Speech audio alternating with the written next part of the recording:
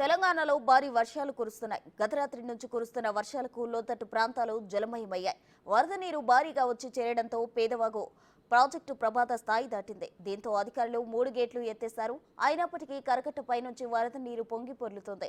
కట్టతెగే ప్రమాదం ఉండడంతో 5 గ్రామాలను ఖాళీ చేయాలని నిర్ణయించారు.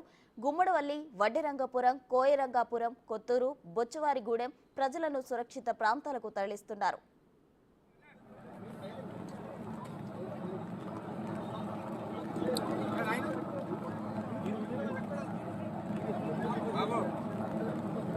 హాయ్ లిఫ్ట్ చేస్తున్నారు.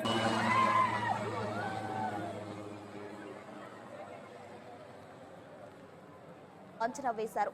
మరింతగా వరద ఉధృతి పెరిగితే మరికొన్ని గ్రామాలను ఖాళీ చేయాల్సి వస్తుందని.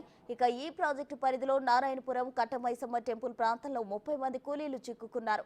వారిని రెస్క్యూ టీం కాపాడి సురక్షిత ప్రాంతాలకు తరలించారు. స్థానిక ఎమ్మెల్యే జారే ఆదినారాయణ ఎప్పటికప్పుడు వరద పరిస్థితిపై సమీక్ష నిర్వహిస్తూ అధికారులతో సమన్వయం చేసుకుంటున్నారు.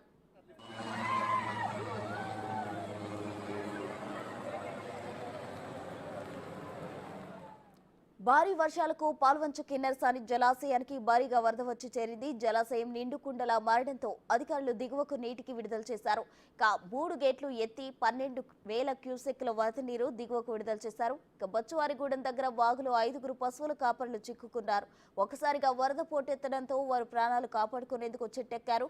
చిక్కుకున్న వారిని కాపాడేందుకు అధికారులు చర్యలు చేపట్టారు. ఎడతెరిపి లేకుండా వర్షం కురవడంతో జనజీవనం స్తంభించింది. రహదారులపైకి వరద నీరు చేరడంతో ప్రజలు తీవ్ర ఇబ్బందులు పడుతున్నారు. జలాశయాలు, చెరువులు, కుంటలు నిండి కుండలను తలపిస్తున్నాయి. ఖమ్మం, కొత్తగూడెం, ములుగు జిల్లాల్లో భారీ వర్షాలు కురుస్తున్నాయి.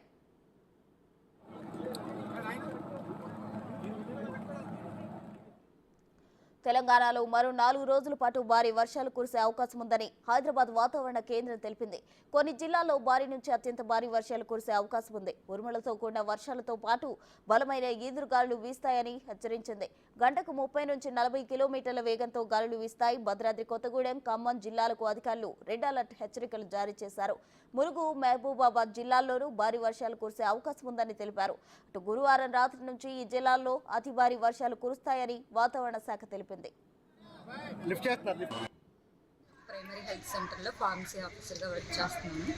ఎమర్జెన్సీ టైంలో మేము అక్కడ అవైలబుల్ ఉండాలన్నమాట. స్టాక్ అవి తీసుకొని నేను వెళ్తుండగా కట్టమైసమ్మ టెంపుల్ దగ్గర వెంటనే కట్ట తెగిపోయి మేము అక్కడ స్ట్రక్ అయిపోయాము.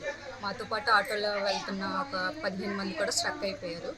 మొత్తం మేమంతా కలిపి 1:15 ఆ టైంలో స్ట్రక్ అయ్యాము. వాటర్ ఏమో ఫ్రంట్ నుంచి వచ్చేస్తుంది. మాకు చెట్లు మనోళ్ళు టెన్షన్ పడుతూ చెట్లు ఎక్కారు, చెట్లు పడిపోయినాయి. కరెంట్ స్తంభాలు ఎక్కుతున్నారు, అవి కూడా పడిపోయినాయి.